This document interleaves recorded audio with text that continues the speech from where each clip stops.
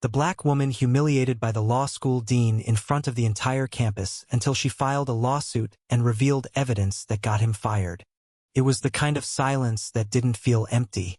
It felt loaded like the pause before a verdict. And in the middle of that courtroom-sized auditorium, Amara Lewis stood, her heart pounding so hard she couldn't hear the murmurs anymore. Her skin wasn't just skin. It was a statement. It wasn't just law school. It was a battleground. Amara had never wanted fame. What she wanted was justice. And a degree from Lockridge University's prestigious law school had always seemed like her best shot at that. But from the first week, she felt the invisible walls, the double takes in the hallways, the way professors' eyes slid past her hand in class. Small things, until they weren't small anymore. It all came to a head on a rainy Thursday, in front of 500 students packed into Lincoln Hall. Dean Richard Callahan, silver-haired, sharp-jawed, had invited Amara up to the stage during a public ethics seminar. She thought it was to commend her essay on civil rights history. Instead, as she reached the podium, he smiled thinly and said into the mic, "Ms. Lewis here has an interesting take on ethics. Perhaps because ethics are flexible in certain neighborhoods." The room had frozen, a few uncomfortable laughs, and then nothing but the pounding of Amara's own pulse in her ears. Callahan didn't stop there. For 10 more minutes, he spoke in veiled comments using Amara as a living example. About diversity quotas, about lower standards. All while looking directly at her, voice smooth as silk. Amara didn't walk off. She stood there, stone-faced, but her fingers clenched the podium so hard her knuckles turned white. Later, in the bathroom stall, she cried, quietly, fists against her knees. But that wasn't where the story ended. That was where it began. 2 weeks passed. The rumor mill spun wild. Some students apologized to her in whispers. Others avoided eye contact. But no one did anything. Amara kept going to class, head high, but she'd started recording. Every meeting, every lecture, quietly, legally. Then, one night, a fellow black student, Janelle, passed her a folder in the library. "You need to see this," Janelle whispered. "Don't say my name." Inside were printed emails. Callahan's emails. About keeping appearances. About filtering admissions. Explicit, coded racism. Proof. Amara didn't sleep that night. By morning, she had made her decision. It wasn't just about her anymore. It was about every black student who walked those halls and felt the weight of invisible eyes. She filed the lawsuit quietly, but the moment it hit the system, the news spread like wildfire. Students gathered in front of the law school building, holding signs, "Justice for Amara," "End academic racism." "We are watching." The university issued a formal statement, bland as white bread. But Amara had more than a statement. On the day of the hearing, as news cameras swarmed the courthouse steps, she stepped up to the microphone in a navy blue suit, flanked by her lawyer. Her voice was steady. "I stand here not just for myself, but for every student silenced, ignored, and humiliated because of who they are." And then she played the recordings. The ones from Lincoln Hall. The emails. The whispered comments in Dean Callahan's office. The evidence wasn't just clear. It was undeniable. By sunset, Richard Callahan was no longer dean of Lockridge Law School. But for Amara, the real victory wasn't in his fall. It was in walking back onto campus the next day, head held high, and knowing she wasn't invisible anymore. She was undeniable. The morning after the verdict, campus felt different. It wasn't louder, but the quiet wasn't as suffocating. People looked Amara in the eye now. Some nodded. Some whispered her name like a secret. Amara Lewis. But it wasn't over. If anything, it was only the second act. Because power doesn't just disappear. It regroups.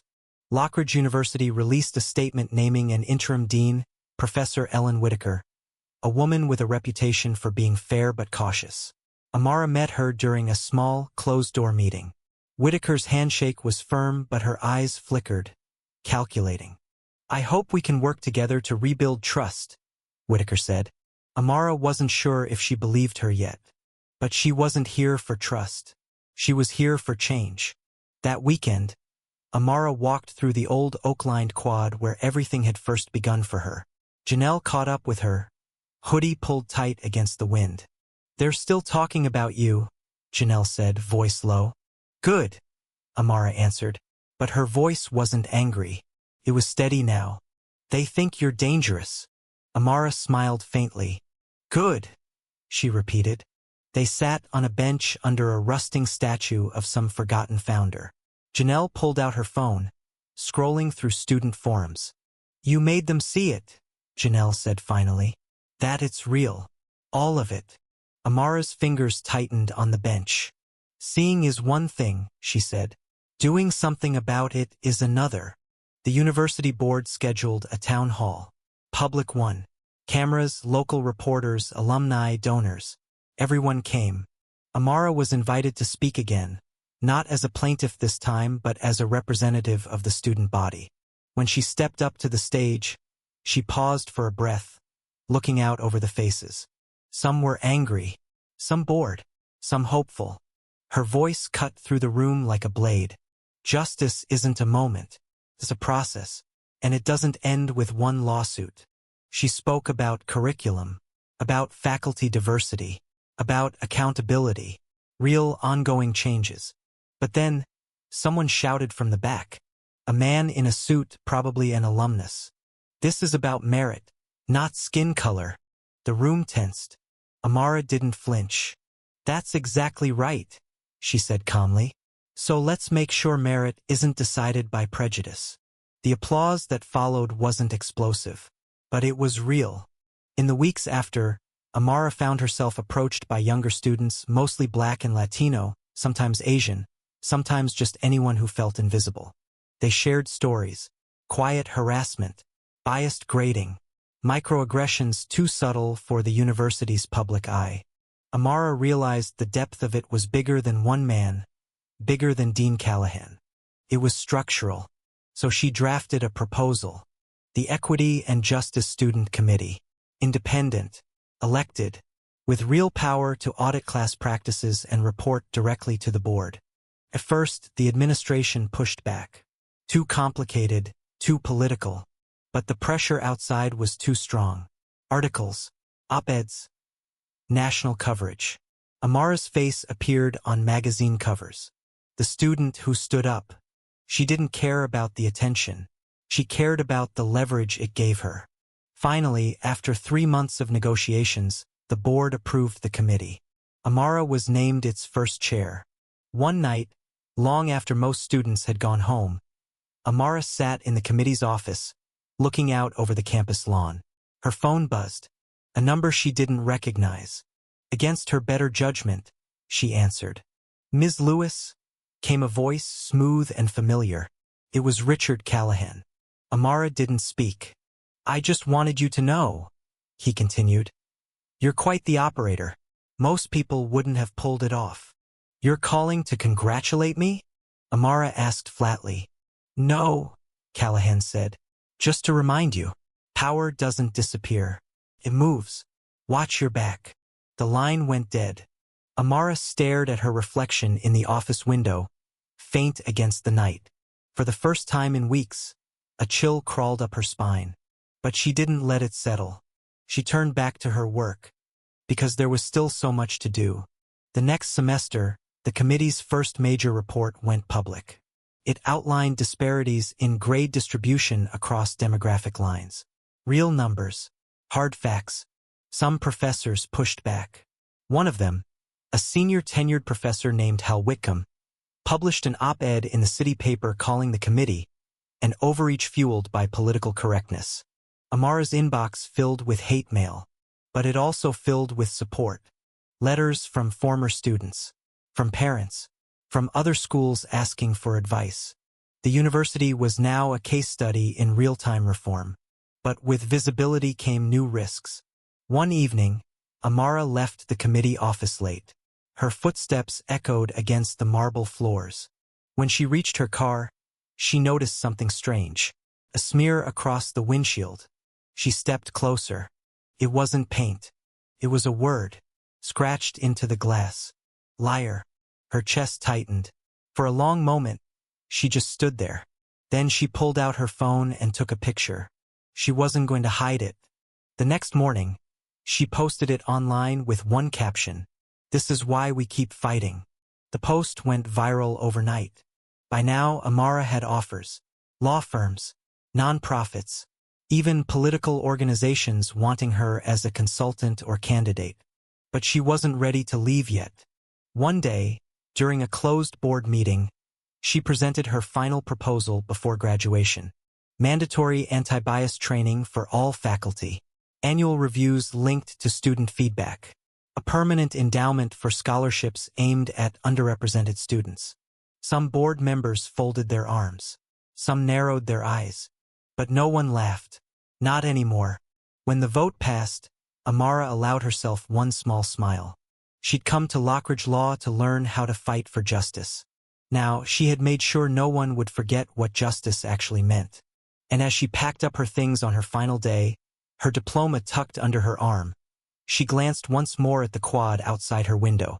The oak trees swayed gently in the wind, and for the first time in a long while she felt light. She hadn't just survived this place. She'd changed it. Graduation day arrived under gray skies, but it didn't feel heavy.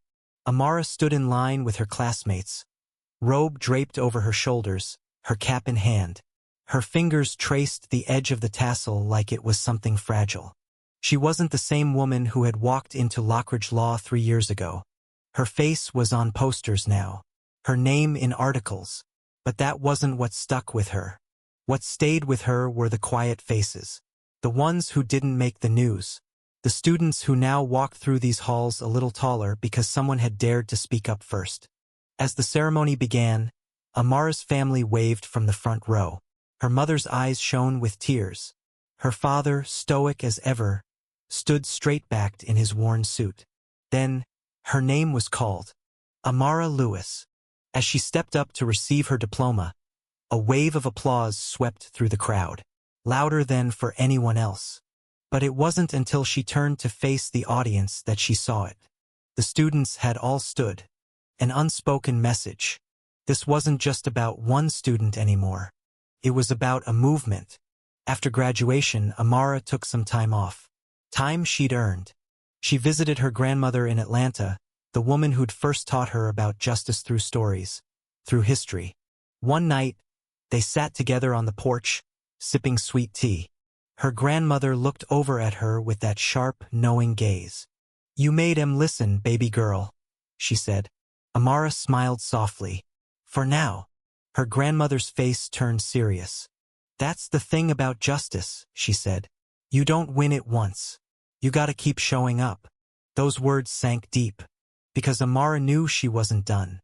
Within a year, she joined a civil rights law firm in D.C., the kind that took on impossible cases, school district lawsuits, police accountability. But Lockridge Law always stayed in her mind. One evening, as she was closing up her office, she got an email. Subject: New incident reported at Lockridge. It wasn't as big as what had happened with Callahan. But it was there. Subtle bias. Institutional creep. Amara closed her laptop slowly. This was the part they don't show in headlines, the grind. But she wasn't discouraged. She reached for her phone and dialed Janelle's number. "Still running the committee?" Amara asked when Janelle picked up. "Yeah," Janelle said, voice a little tired but proud. "We're keeping the lights on." Amara smiled. "I'll come visit next week," she said. "Let's keep the fire going." Years passed, and Lockridge Law did change, bit by bit. When Amara returned to give a guest lecture 5 years later, she walked through halls filled with more faces like hers. A new dean now, new policies in place. But more importantly, a new culture. Students greeted her not like a symbol, but as a person. "Ms. Lewis," one young woman said as Amara finished her lecture, "your case is why I applied here." Amara felt something tighten in her chest. That was legacy, not fame, not power, impact. Before she left, she walked through Lincoln Hall one last time, the place where it had all begun. There was a plaque now mounted on the wall near the podium, in honor of those who stand for justice even when the world does not. Inspired by Amara Lewis, class of 2025. Amara stood there for a long time, not needing to say a word. Later that night, back in her apartment in D.C., Amara sat by her window, watching the lights of the city flicker below. Her phone buzzed again, another case waiting, another person in need of help. And she realized something. Her story wasn't really about one lawsuit or one dean. It was about showing up every day. It was about making sure the next person didn't have to fight quite as hard. That was justice. That was the fight worth showing up for. Always.